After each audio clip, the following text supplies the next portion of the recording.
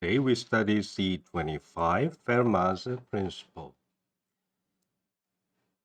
So you can download this PDF file from this site, kpop.org, our digital library.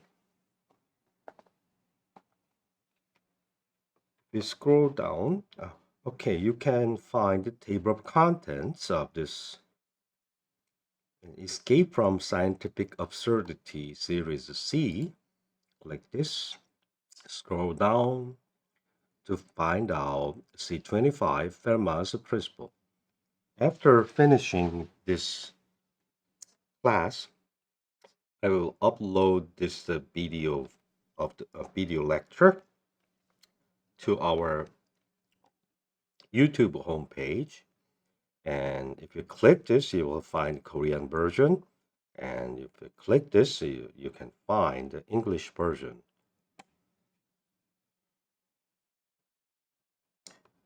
So 25, click this. This is the PDF file.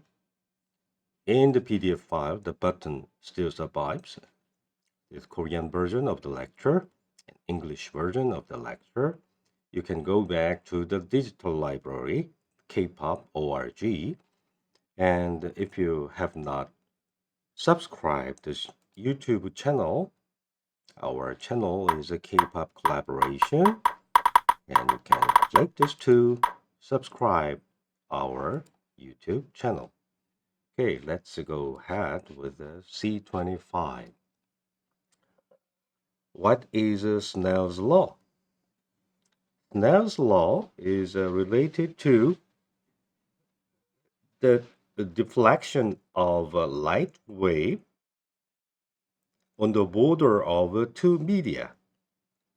In vacuum, the light travels with the speed of light.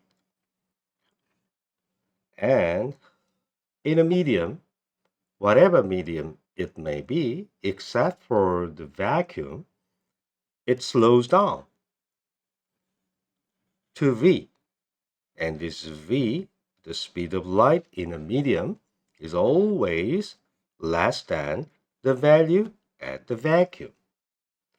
And the value, the multiplicative factor 1 over n, is 1 over n is less than 1. So n is greater than 1. That is called index of refraction.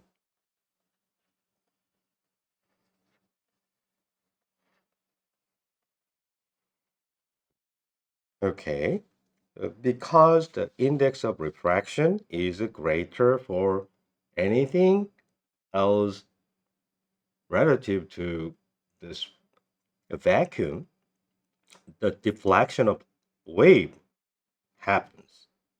And we define the angles. There's an interface of the two media, and we call it the first medium and second medium. And suppose that we are on the xy plane, this interface is on the xy plane. The normal vector is E3 hat, that is along the positive z-axis. This one will be minus E3 hat. The angle between this normal vector with the incident wave is called the angle of incidence.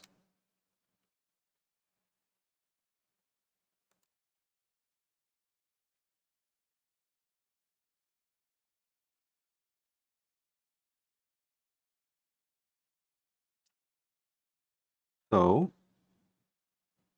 this is the angle of incidence, and this is the angle of refraction. And the relation between this theta 1 and theta 2, this ratio can be expressed as a ratio of the wavelength ratio in this and this, and the speed of light ratio they are all the same. And because of this relation, the speed and index of refraction, the opposite, the reciprocal relation, because of that, this is flipped. So sine of the angle, wavelengths, and then speed of light in each medium, and reciprocal of index of refraction, they are all equal. These ratios are all equal. And standard textbook contains the derivation of Snell's law using Huygens principle. And let me skip the detailed derivation of the Snell's law. Even Descartes also derived this, although the result was the same. His assumption was wrong that the speed of light is infinite. There are many other trials to explain the nature of Snell's law, and perhaps the Fermat's principle is a very interesting one that is too simple. That is making use of the shortest path method. I don't have to explain in detail about this problem too, because I believe everybody in this class knows very well that the path connecting two points in a Euclidean spaces that minimize the distance of travel is the straight line. It can be proved by making use of Pythagoras theorem, and we know that magnitude of vector in a three-dimensional Euclidean space is a square root of sum of the squares of the three Cartesian coordinates. So I don't have to explain in detail about that. The result is that if I find a path consisting of two straight lines from O to P and choose a point Q, this Q must be on a straight path to minimize the length, the total distance of travel. Having equipped with this idea that the shortest path between two points in a Euclidean space is a straight line, we extend that idea to apply Fermat's principle to explain Snell's law. His idea is a very simple, least time principle. Light travels along a path to minimize the span of time.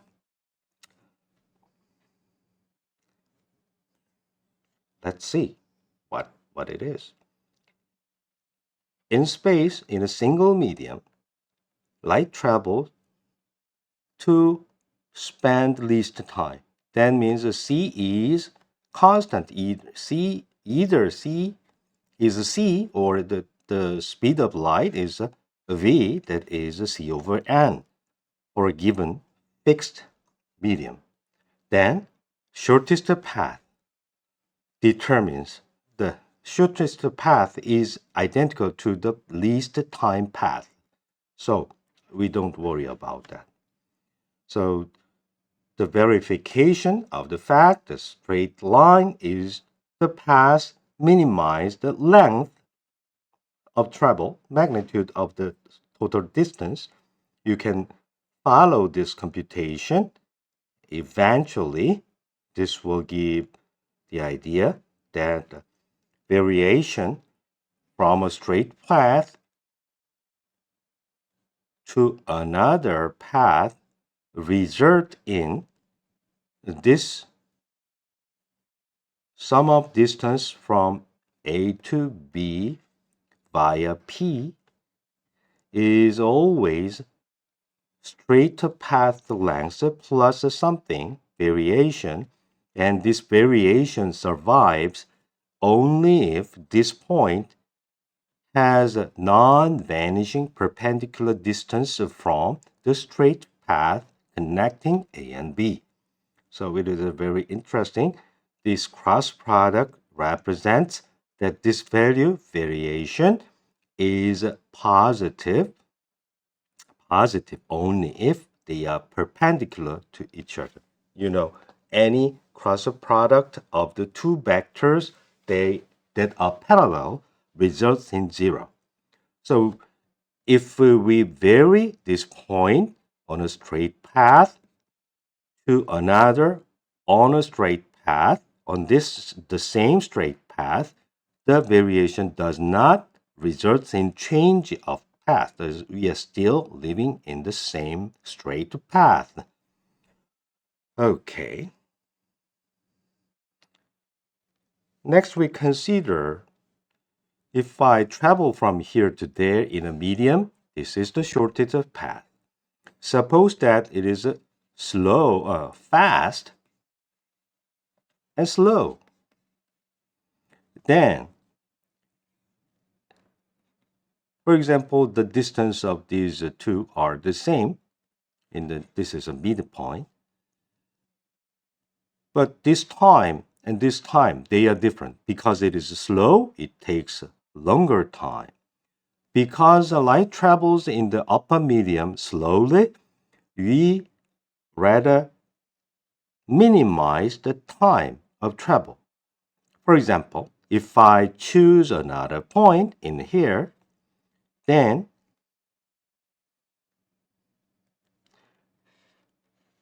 you will find this duration of time in a slow region becomes longer. So this is not the solution. If I vary this point to shift this point to somewhere around here, fast region, longer path, slow region, shorter path. Okay, if you go too far away, then, for example, it took too long time. So I believe there should be some point at which the total time of travel is minimized. The relation is actually the Snell's law, and Fermat shows that his principle results in Snell's law. So, Snell's law itself is rather complicated to be easy to write it. Rather easy to write. Many things you have to remember, but a very simple idea that light travels along a path spending least time. Too simple. So this principle is very, very useful.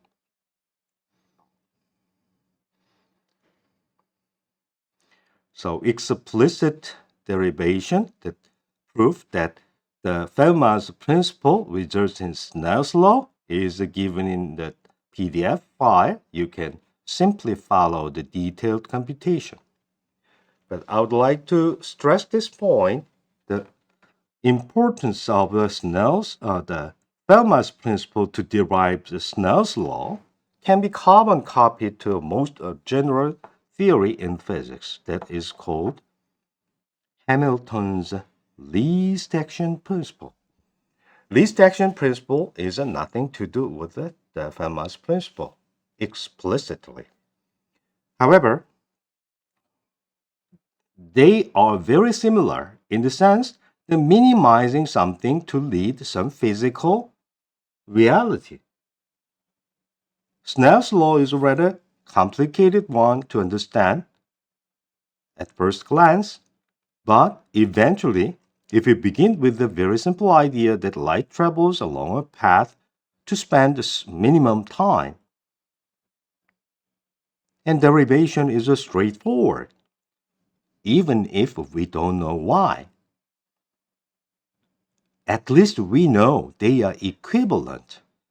And as far as they are equivalent, it's better to choose a simpler one rather than complicated one.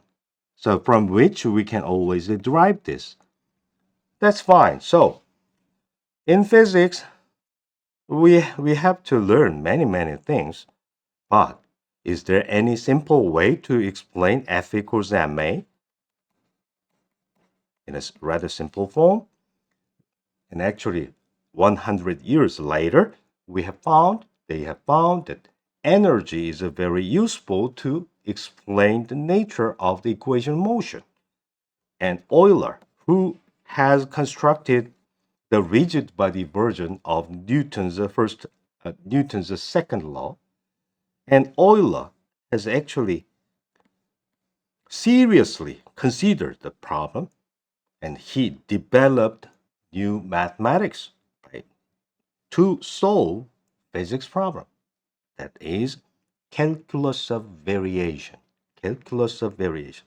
Geodesic problem that finds a path that connects the 2 points on the surface of the Earth.